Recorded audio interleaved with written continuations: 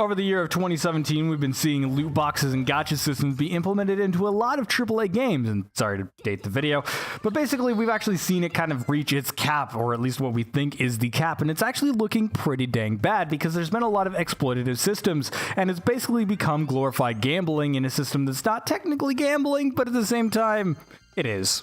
So basically, there's actually been a lot of bad press about loot boxes in the past. However, I do want to end up shedding a little bit of positive light on the situation and talk about the whole design aspects around it. Michael here, welcoming you to Design View, and today we're going to be talking about loot boxes and gacha systems, the good and the bad in history. So first off, I want to introduce the game in the background, Senran Kagura Estival versus. I'm working on some year-end videos, and so I need a lot of footage, and ironically, when I was playing it, I remembered that it has a literal loot box style system. It's a lottery, basically, which is different. I'll talk about the differentiations in a minute.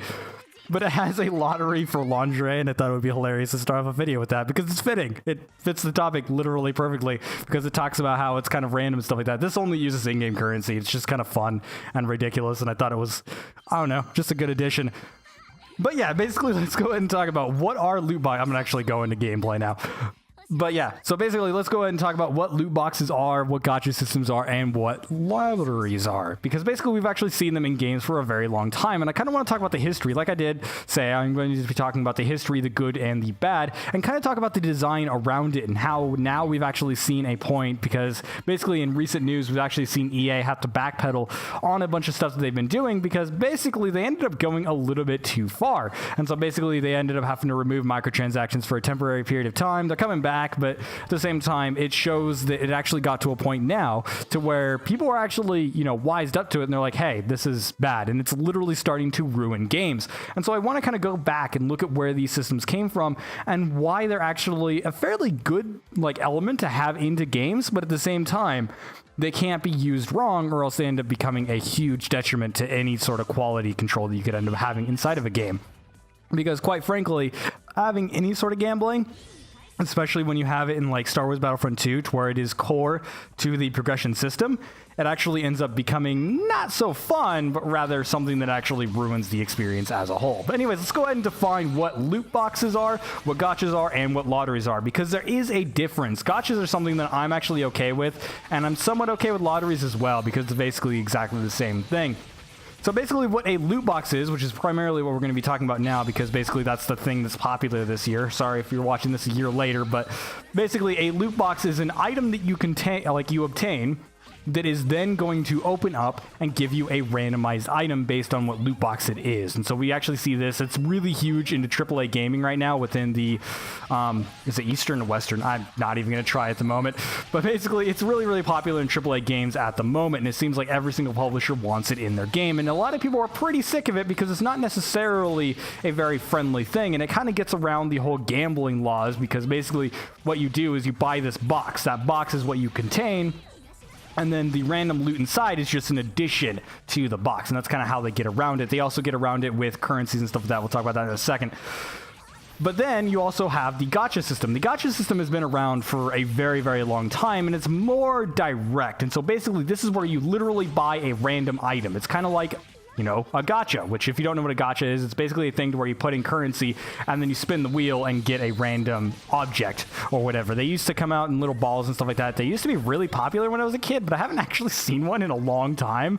I remember actually spinning them for like golf balls and stuff like that, which I always thought was really fun. That and bouncy balls, they were really, really popular. And basically, it's paying money for a random item. That's literally what it is. And so instead of having what they call the loot box system, to where you actually buy a loot box and then that loot box contains something random, you have a gacha system where you are literally buying something random, which I actually like that system a lot more because it's more direct and it's a lot less exploitative. We'll talk about why in a second. And then you have a lottery, which is where you buy a ticket to get a random item. And so that's sort of like a loot box, but at the same time, it's kind of like a combination and stuff like that. And so it's kind of like, I don't necessarily know how to define it as different, because it's one of those things to where it's really not different. It's really just the same thing, but at the same time, they have different definitions for a reason, because there are different ways that you can exploit them. Now, why have they actually become so bad? Well, the major reason is because basically there can be exploitative in different ways. Now, the normal lottery and the gacha systems is you are literally getting a random item, and it's very, very clear. However, a loot box, you are containing an item that then contains something completely random, and this ends up being fairly exploitative in a lot of senses because they are able to add it into randomized sort of reward systems. And so basically, instead of having a reward to where you get a spin of a gacha or like you get a random item, you get a loot box, and then you contain these loot boxes that then contain random items. And so instead of having a reward be a set of a list of items, and so let's say, like, for example, me completing this mission, maybe I had a reward that was random or something, and so instead of having a list of random rewards, you would just get a loot box, and then that loot box would then contain random rewards. Now, the problem with this system is that, one, it's not very rewarding to be like, oh, you got this loot box, and then you open the loot box and stuff like that. It can be rewarding in certain cases, and we'll talk about that when we get into the history section. But when it comes down to it, the reason it's a problem is because of the monetary aspect. When you're actually paying money for these things, there is a weird psychological thing, and I'm not, a psychologist or anything like that, and I'm not way in depth into this whole research thing about it, and so I'm not going to go way deep into it. But essentially, you are buying a box instead of buying a random item, and that can be exploitative in a lot of different ways. It also exploits gambling, which Gachas already did, and that's something we'll obviously talk about. But where did this system actually come from? I'm looking for a very specific character, and I am not finding her because I am terrible at looking for the characters in this game, so hold on a second. I am capturing footage for like other videos and stuff like that, so I apologize if I sort of go silent for a second, because I am sort of trying to double up and make sure that I get correct characters and things like that, and so that's just a thing I'm doing. Anyways, back on topic. So, where did these systems actually come from? Where did loot boxes or gacha systems, which it was previously called, where did it originally come from? Because it's something we've seen in games for quite a while, especially the mobile market, and actually went into a whole mobile sort of like stuff that I'm actually going to be doing a video on later, basically talking about, or not really talking about, but looking into like the mobile market and how it works and how it's monetized and how everything is exploited and things like that. And one of the things that I saw a lot was gacha systems, gacha and random item progression systems that were based off of things that you would buy, which was sort of a weird system. And we've actually seen it in AAA games before as well. And the origins actually don't come from a monetary scheme whatsoever. They actually come from the idea of randomized rewards. Randomized rewards have been a thing in games since it was basically possible. We've actually seen a lot of, even old JRPGs sometimes would have chests that had randomized loot in them. And so when you get to a certain area, it'd be like, oh, it has something based off of a loot table. And basically, that's how loot boxes end up working. They're just essentially a chest that you open up, except for nowadays, you can actually just buy them. There's a lot of games where you can't buy them, such as Senran Kagura Estival Versus. You can't buy the boxes with, normal money. You have to buy them with in-game currency, because this game makes their money through DLC, which I think is a little bit more fair. But the random loot systems and stuff like that, they've been in Diablo and Torchlight and stuff like that. That sort of action RPG genre. I know that the Phantasy Star series has had them for a very long time. It's just a system that has been around for a really long time. And the reason why is because it's actually enjoyable to get random rewards. And it actually adds into a lot of things. Like, let's say you're playing Monster Hunter. And so basically in that game, you go through and you hunt giant monsters and stuff like that. And so basically you have randomized loot tables so that every time you run, you don't just get the same reward. So it's not a grind. It's going through and you're trying to get this rare item, and when you get it, it can feel so entirely satisfying because it's like, oh hey, I finished this challenging fight like 10 times and finally got it, and now I can build my new weapon piece and stuff like that, and it's like, oh my god, I can have it and it's just going to look awesome, and it can feel completely rewarding. And these randomized systems make it so that things are interesting. It's not a set piece. It's not like Dark Souls to where every single time you go to a certain area it's going to be the same. It adds replay value, it adds in variety, it adds in different sort of aspects to these mechanics that we really wouldn't have seen beforehand. And so it's actually fairly interesting in a lot of ways. And that's essentially where this system comes from. It comes from a system that would actually be fairly rewarding and actually used to enhance different experiences. And we've seen some bad, game design when it comes down to randomized rewards, because basically certain systems end up just being way too complicated or way too difficult to obtain. I remember trying to find rares in one of the Phantasy Star games, and it took hundreds of hours to actually get one rare, and I never found one. And so it's like, one of those systems to where you can just end up not really ever finding it, which is, another thing. Now, the main problem with the current systems is they've actually ended up making it so that they aren't optional. And so one thing about all these older systems, however, is that they are 100% optional. You don't need that rare weapon. You just want that rare weapon. So you end up having it as an extra goal. The problem with modern games and their implementation is that a lot of microtransactions and things like that end up making it so that they want you to buy them, and therefore they have to find systems. Oh, wow, I just got my butt kicked almost.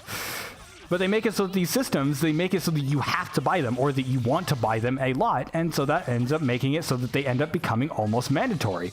Now, there is a certain genre that we have seen in the past for a very long time, such as Pokemon, for example, called the collection RPG, which is actually a genre that has been around for a lot longer than I actually thought. I thought, you know, around that Pokemon time to where it was like Pokemon and Digimon and stuff like that ended up being like the origins, but it's actually been around for a lot longer than that. And it actually goes back to like ancient Egypt and stuff, to where they actually had different bone carvings that they would collect and things. And I thought that was incredibly interesting. So this isn't necessarily new, but these systems are able to use gacha systems in more interesting ways, to where they can actually implement these systems into gameplay.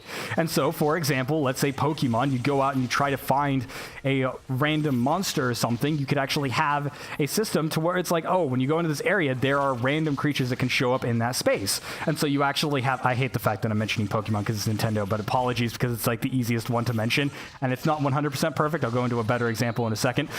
But regardless, you'll go into that area and it has a set list. You will find random creatures, but that random creature adds in a little bit of variety, and when you're hunting, you can also find shinies. And it's like, oh, hey, you know, your random pull of that gacha of essentially a random, you know, sort of look is actually going to bring in new sort of Pokemon. And new Pokemon are going to add in new gameplay effects. And so when you end up going into it, it's like, oh, hey, I got a new Pokemon that I can use for this ability.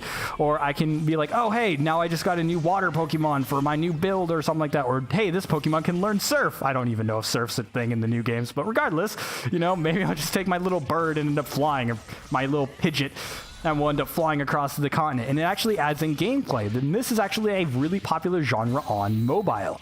And this is actually one of the more positive aspects of a gacha system, is that you're able to actually implement this random reward system and monetize it at the same time, while making it not necessarily something that is detrimental.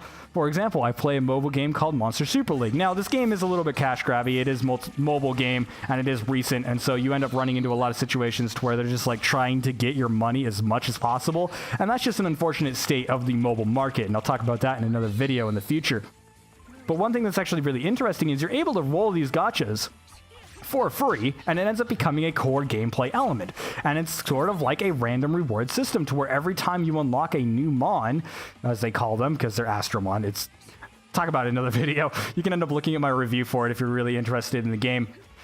But yeah, you actually, you know, end up rolling these gachas, and it actually adds in these sort of gameplay elements to where it ends up unlocking new abilities and new mons for you to use in these new compositions. So it's like I can unlock a character that has a certain ability that makes a certain piece of content easier, or makes it so that I can complete a certain bit of content that I couldn't before, or maybe it just makes it so it's like, oh, well, I like this character's look more, which is 90% of my gameplay in that game.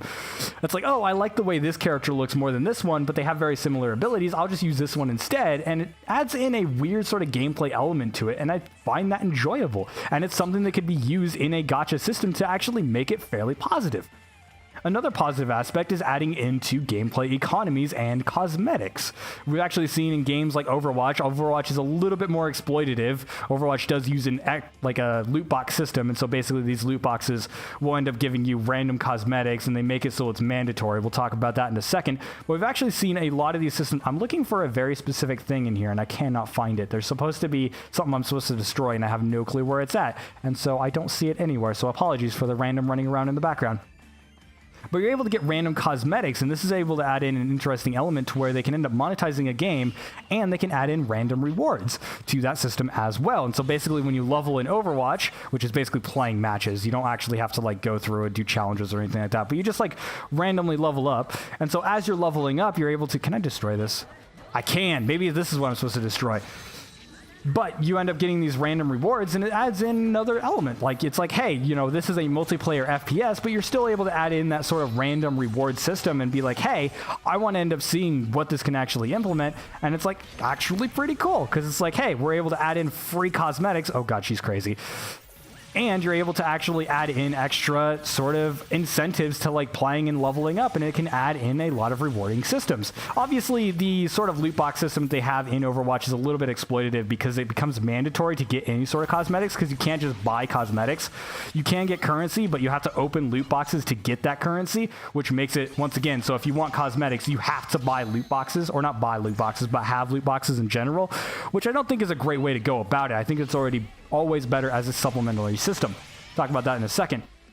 But there's also games like League of Legends, which has actually added in a better system, in my opinion, to where you can buy all the cosmetics you want, but you can also open these loot boxes and you get them for playing better. And this is, once again, another positive aspect to these sort of loot boxes. In League of Legends, when you actually play well, it will reward you with a loot box. And basically, you can open that loot box with keys that you randomly get through playing, which basically is based off of playtime. So after a certain period of time, you're pretty much guaranteed a key. And so it's not like one of those situations where it's just going to be completely random and you have no control over it whatsoever. But it's one of those systems that can be rewarding, because the better you play, the more loot boxes you get, and the more keys you're able to get through playing more. And it actually promotes you to play the game. But if you actually want cosmetics, you can always just buy them. But this is a free way to actually get those cosmetics that otherwise you would have had to pay money for. And it adds in an interesting dynamic to where you can actually add loot boxes to actually add in extra value to your game. And I will admit, while I hate to admit it, because I played League of Legends for a very long time without any sort of reward system whatsoever, and actually enjoyed it a lot, and I still enjoy that game like crazy. Even if it didn't have the loot box system, I would still play the game. But it did actually make the game feel a lot more rewarding.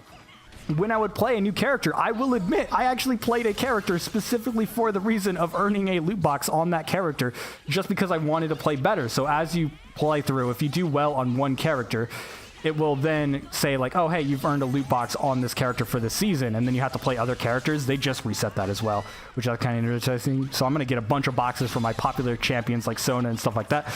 But at the same time, it's a really interesting system, and you can use it in such great ways to actually add in. Obviously, you can buy the boxes. They don't mind you buying the boxes, and it's completely optional, however.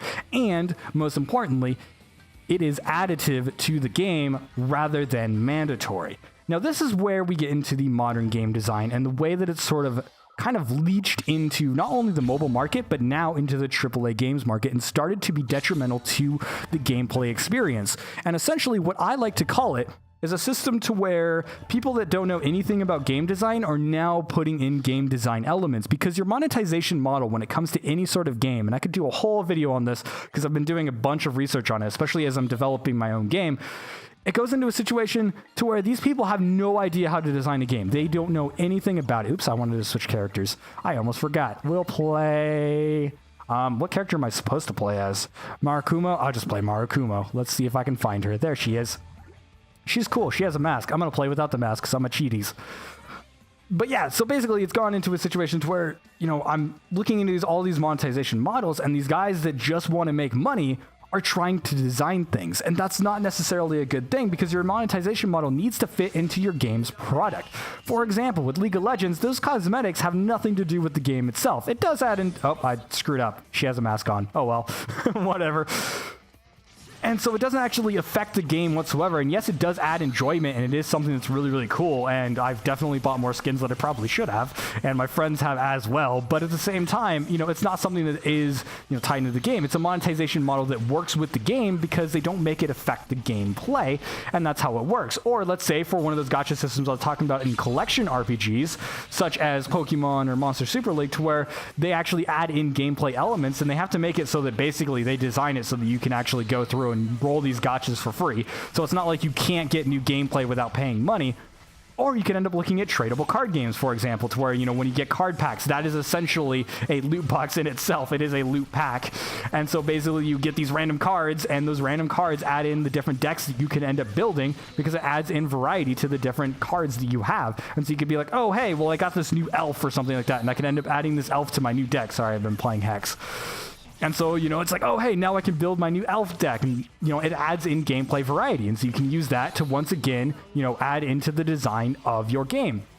However, when it comes down to some of the recent designs, we've actually seen with Shadow of War is a great example, to where they have a gameplay incentive called the Nemesis system. And basically this system is, I haven't actually played it, so I apologize if I'm not 100% correct on this, but basically it's a system to where orcs can kill you and then they become your nemesis, and then there's this whole kind of plot line that goes along with it. And so basically you kind of get this your own nemesis and stuff like that. In Shadow of War, they started selling these in loot boxes, making them completely value oriented, so you can just buy them. So they're no longer a nemesis, they're just an orc you got in a box. That makes less sense than I have seen any sort of monetization model ever go for. So that's kind of ridiculous. But at the same time, like that's not terrible, but at the same time, it's not like what, well, actually it is terrible. I phrased that wrong. It may not seem terrible at a glance. It's like, oh, hey, well, it's just something that's not mandatory. I mean, you don't need Nemesis. You don't need to get these orcs. You don't need to do this or that. Wow, that did a ton of damage. I wasn't expecting that to almost kill me. This might actually cause some problems for our gameplay in the background. But it also goes against the game. And so this also goes into like microtransactions for shortcuts, and loot boxes have been used for shortcuts as well, to where it's like, oh, hey, you can buy this shortcut. And it's basically like, hey, don't play our game. It's like, hey, don't get this loot box and don't, like, you know, don't go in and actually make Nemesis. Just buy a loot box instead. Don't play the game. Just get this loot box instead. And it goes against the game's design. And this has actually been a huge problem in Star Wars Battlefront 2, which is actually fairly recent. I don't know if there's been any developments based on if you're watching this in the future or not. But at the time of recording, EA has actually had to remove the microtransactions because people have complained the entire progression system is based off of loot boxes, and it's just not a rewarding system, and you can buy the loot boxes to actually create a completely pay-to-win environment, which makes for an even more toxic kind of environment for this system. And it ends up being a situation where people just don't like it, and it ends up being against the entire game's design. If that game had gone towards things that have already worked in the past, let's say, for example, they have these systems to where basically there are, you know, games that we've had first-person shooters, let's say the old Battlefields or the old Call of Duties, where we've had these systems without loot boxes for years. We've figured out how those work. You can end up having a system that doesn't affect balance and actually goes into, you know, some interesting things. And it would actually be cool to have some randomized loot, let's say like some random skins or something like that. Or you can end up having like, let's say you go and end up opening it up and you get like a random attachment that's like slightly different than the other one. Like maybe you actually have, once again, just cosmetic stuff, which is the best way to mostly do microtransactions. But you could have like a, you know, a dot sight, but instead of the dot being red, you could have it be blue or something like that. You know, there's a lot of ways you can end up adding them in and make them more interesting and add them rewarding. Like when you level up, maybe make it so you get these boxes that just contains random cosmetics. Or you can make weapons that have exactly the same stats, but they're variations. And so it'd be like, oh, well, this is the M16, but then there's also the M16N, which looks slightly different, and that sort of thing. But it has the exact same stats. Or maybe you could have like a sniper rifle that has, you know, once again, similar stats or something along those lines. Like, maybe I'm spouting on this a little bit too long, but there's a lot of ways you can actually go into it. However, these recent games have been going in and making it mandatory, and therefore it actually affects the major game's design. It's not something that's supplementary. Like, they could have a level up system like we've had in the past and be like, oh yeah, well, you can level up, or you can buy these loot boxes and get stuff early. And that would be maybe not preferred. That's still sort of like, you know, a shortcut system, which I'm not 100% a fan with because it affects the balance of the game and basically says, hey, don't play our game. But at the same time, it goes into a situation to where they still are able to design the progression system. However, when the progression system is completely random, you cannot design around it, and it goes into a situation to where they're not able to balance the way that power works. In certain games, while some people are not a fan of the systems that actually make it so that you're more powerful the more you level up in multiplayer FPSs, this is something that works in something like, let's say, Diablo or old action RPGs, or the game that I'm playing in the background, Senran Kagura, which is a single-player game. Well, I mean, it does have a multiplayer mode, but regardless, what I'm talking about is single player. And so you could actually have like a level up system that makes you stronger, and you could add in a loot box to sort of supplement that. But when you actually remove that level up system, it makes it so that that random progression isn't going to be defined. It's not designed. There is no design to it. When you have random elements, they are not designed. You could have loot tables.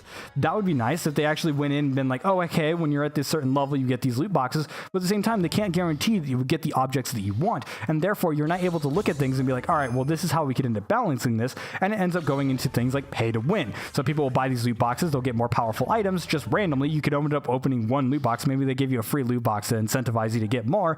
And then just like you get the most powerful item in the game, game, and then all of a sudden you are a god mode. And it makes it so that the progression system is no longer a linear or an escalating scale. It is just completely random, and there is no design to it. And that's one of the major problems with the modern design into it. Oh, I forgot to destroy the thing.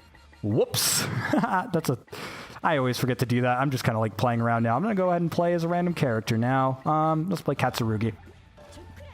And so that's the major problem, and that's where loot boxes and gacha systems have become sort of negative, is they've kind of gone away from being designed. In the past, we've actually seen randomized loot be more and more interesting. In the past, we always had something called loot tables. And so in the older style games like action RPGs, let's say Phantasy Star, which is just a game that I played a ton. I played a lot of them. And so basically you would have a random boss, and that boss would have a loot table. And so it's like, oh, hey, I know this boss. And in later games, they actually show you like, oh, hey, this boss drops swords. And so it's like, oh, hey, I want a good sword. And so you know where to go. And so you, even though the sort of loot system is random, you still have somewhat of a guarantee of like, hey, if I run this enough, I'm going to get something that I want. And that can be rewarding as well. However, when you go into a completely random system like these other ones, to where basically it's just like you get random loot boxes and these loot boxes contain random stuff, you're not able to be like, oh, hey, when you complete this much of a challenge, you actually get this or something like that. They end up making it so that there is no loot table. There is, like, technically, yes, there is a loot table, like a loot box. They could have different types of loot boxes that would contain random items, and I think it would be really interesting to see a game kind of tackle that and make it so that you could have random loot boxes that have different sort of items. We've seen this in some gacha systems to where, like in collection RPGs, to where it's like, oh, hey, this gacha will have this element of enemy or something like that. And so it's like, let's say you needed a specific element, you can end up rolling a specific gacha. Loot boxes haven't quite gotten there yet. And I think that they end up needing a lot more design because, like I said, in those older games, you actually had these elements designed into the game. And so you had these loot tables that would be like, oh, hey, I want that sword, or hey, I need this specific item, or I want to try and get this specific outfit or something. And you would have a loot table for that. So you still had a guided experience. However, if it's just loot boxes, and you can earn loot boxes however you want, then that however you want is going to be all that you play. There is no incentive and there is no progression. There is no setup to where, oh, hey, I'm going forward.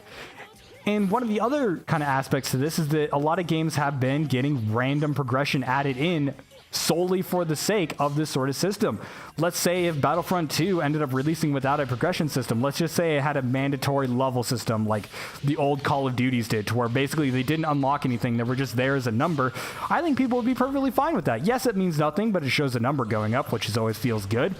But it wouldn't affect the balance of the game. So you just select whatever you want, and you select your abilities. Maybe they end up adding in some design elements. So they remove the random token system from the first Battlefront or whatever, I think, which I haven't actually played it yet, so I apologize if I'm wrong there. But they can end up implementing it into the gameplay and adding in, like, oh, hey, instead of having them unlock it, maybe we could have weapon drops on the map, or maybe you would have, you know, a point system for the different sort of attachments you could have to weapons, or something along those lines. And that is the system that actually makes sense. However, in the modern systems to where they end up going into the bad side is that they just completely ignore design. And that is where loot boxes have just been completely lacking. Gachas have been around long enough that they've had the growth. And we could actually see growth with these sort of loot boxes to where they end up getting these systems. But at the same time, we've actually seen the worst of it in 2017, I believe. We've seen a game be completely taken over by the microtransaction loot boxes and completely negate all of the design inside of the game and completely give away like any sort of balance whatsoever. And it has completely destroyed the experience for a number of people. And I say a number of people, most people, if not pretty much all people. And it has actually affected the reviews and the outcome and the company stocks, which is actually going to be a huge play into EA's future microtransaction systems, I would assume. Obviously, they're going to come up with other ways to sort of exploit us, but at a certain point, we've actually seen the worst of loot boxes to come. And I think in the future, we're actually going to see some positive outcomes from loot boxes. Yes, there's still going to be the exploitative gambling systems. And yes, AAA publishers are still trying to milk out as much money as they possibly can from us. But at the same time, I think we actually have a positive future, because at this point, now we're actually going to have developers looking at it and being like, all right, well, now how can we design this so that, yes, we can make extra money from it, but also implement it into our game? And there are positive ways that you can look at it. We have a history of randomized systems that have had a positive effect in a number of ways. And so it's not like it's impossible. It's not a system that is non-existent. It is a system that can work. We just have to make it work. And so hopefully we end up seeing some positive design. Obviously, leave your thoughts in the comments below. This has been Michael with another Design View. Thank you guys so much for watching. Make sure to like, comment, and subscribe for more content like this one and the other styles of content. If you have some extra thoughts on this sort of topic, and maybe you've actually seen some loot box systems that have actually been implementing these design elements, I would actually love to see them. Personally, I prefer gachas. I prefer the straight up, you are straight up buying a random item. Although I don't buy gachas either. I just do not buy into random items, and I obviously don't talk about loot boxes very often. Obviously, I'm doing 2 loot box videos today, and the time that I'm recording this, I did one on EA sort of thing, which is what actually spurred me to finally do this topic. But, you know, because I feel like it's the worst that it's ever going to get. And so I think, like, oh, now's a good time to talk about it, because a lot of people are really looking down on loot boxes, and I've seen a lot of hate on games that actually implement them well. And so it's kind of unfortunate. But at the same time, you know, it's one of those systems where I just do not buy randomized loot. I just do not. Because if I'm going to spend money on something, I would rather have something guaranteed, and that's how I've always seen it. And so if you have cosmetics in your game, make sure that you can actually buy them outright, because I feel like that is a much more consumer-friendly way to do things. And obviously, you know, that's not going to be infinite, you know, profit or whatever, which is what everyone's sort of trying to aim for. They're all trying to be like, oh, hey, we want to make sure that this game can make money forever and make it so that we have an infinite cap on the amount of money we can make based on how people's luck is on our freaking random systems, which is exploitative as hell. But honestly, you should be able to figure out how to make money on your game without that sort of exploitative system. Otherwise, you need to find a new industry to be in, because you fucking suck at your job. Like, quite straight up. That's one thing that's actually annoyed me about all these companies, too, because they've actually been saying, like, oh, hey, we need to make money. And people have been trying to use that to defend them as well. They're like, oh, well, these companies, these games are expensive to make. We need to be able to make money, right?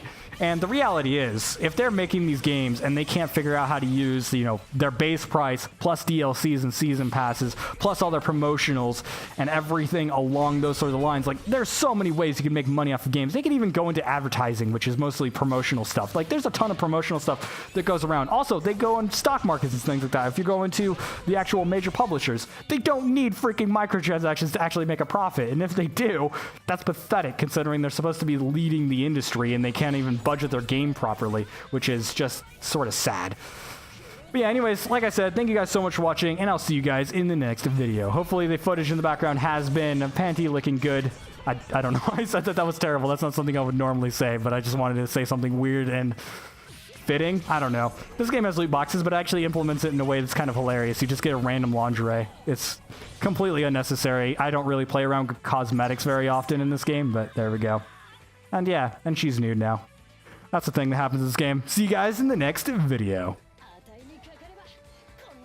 I think I have enough footage for that video that I was trying to record this for now, too, which was awesome. Hopefully. Oh no, I wanted to get one footage for one other area. God damn it. Well, may as well do that now.